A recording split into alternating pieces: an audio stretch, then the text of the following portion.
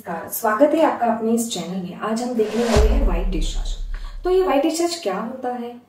तो ये सिक्रीशंस होते हैं, इसमें कुछ एपिथेलियल सेल्स होते हैं, कुछ बैक्टीरियल सेल्स भी होते हैं और यह नॉर्मल होता है। ये क्लियर वाटरी होता है, इससे कोई स्मेल नहीं आता है, इससे कोई इरिटेशन नहीं होता है, तो ये नॉर्मल होता है। कभी कभी ऐसे होता है कि ये नॉर्मल सिक्रेशंस ही नॉर्मली बढ़ जाते हैं। तो ऐसे कौन से कंडीशंस होते हैं जब एस्ट्रोजन लेवल बढ़ते हैं, जब जैसे कि प्यूबर्टी के टाइम, जब महीना फर्स्ट टाइम चालू होता है, उसके पहले कुछ दिन और उसके कुछ दिन बाद ये ऐसा होता है, तो ये नॉर्मल है। फिर मेंसेस के टाइम पे जब ओव्यूलेशन होता है, अंडरबीज फूटता है, उस टाइम पे भी सिक्रेशंस बढ़ते हैं, ओलावा बढ़ता है।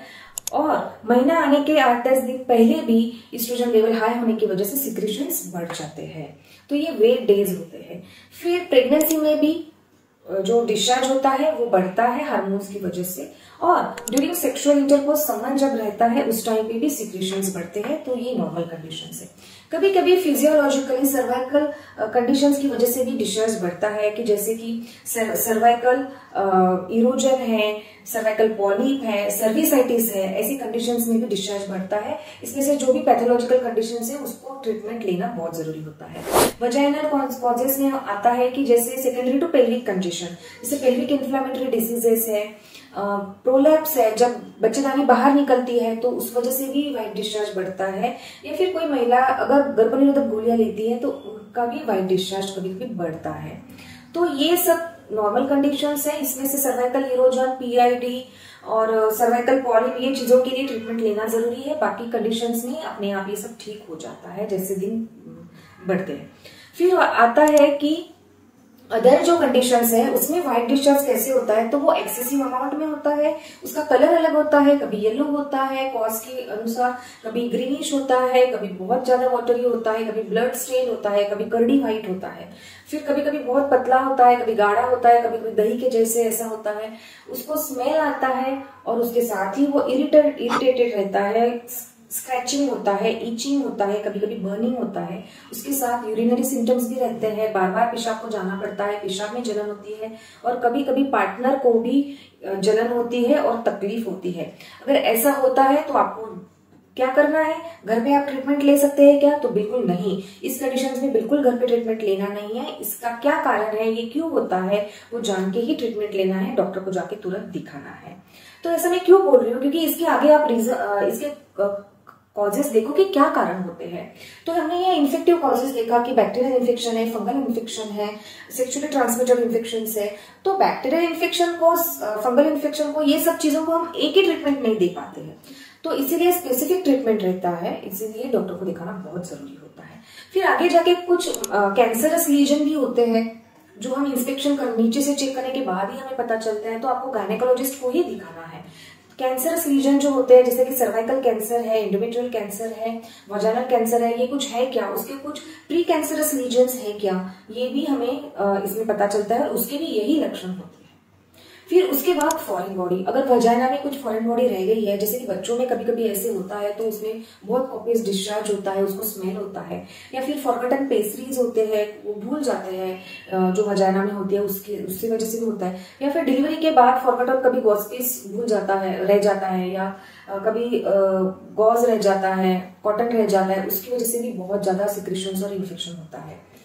तो ऐसे केसेस हमने देखे हैं, तो डॉक्टर को दिखाना बहुत बहुत जरूरी है।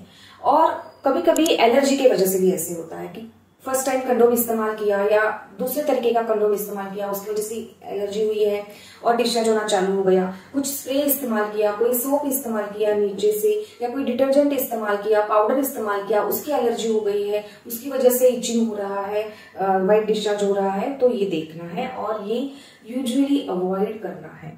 टैम्पून भी कभी कभी उसकी वजह से भी ऐसे हो सकता है। तो अभी हमने ये देखा है, अभी देखते हैं कि ये फिर ट्रीटमेंट डॉक्टर के पास जाके लेना है, उसका क्या कॉज है, एग्जामिनेशन है, चेकअप है।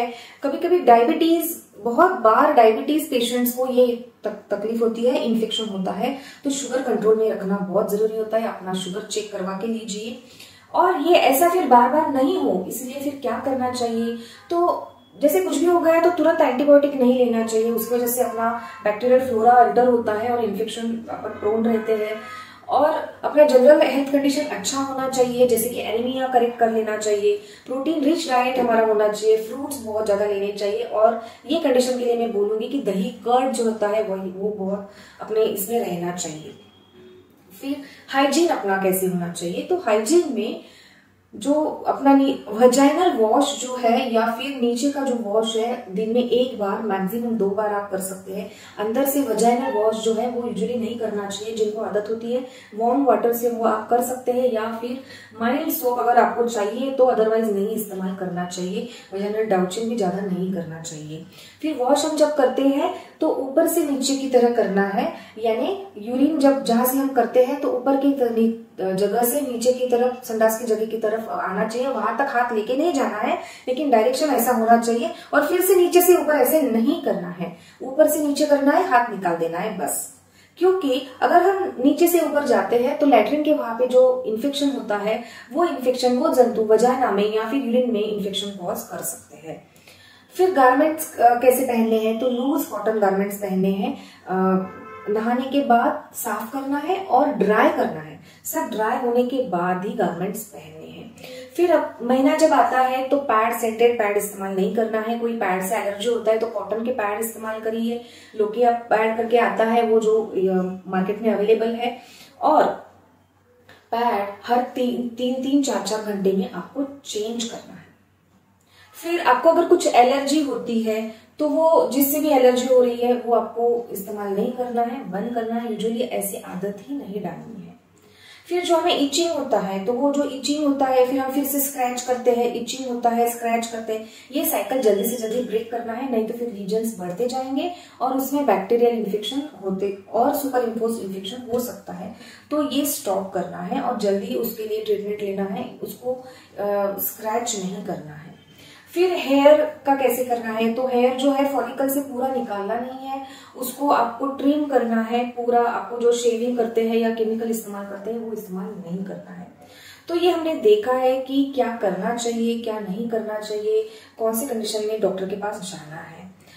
तो अगर आपको ये वीडियो पसंद आता है तो जरूर हमारा चैनल सब्सक्राइब कीजिए, यानी आपको इस तरीके के वीडियो आगे मिलेंगे। वीडियो लाइक कीजिए और जरूर शेयर कीजिए। धन्यवाद।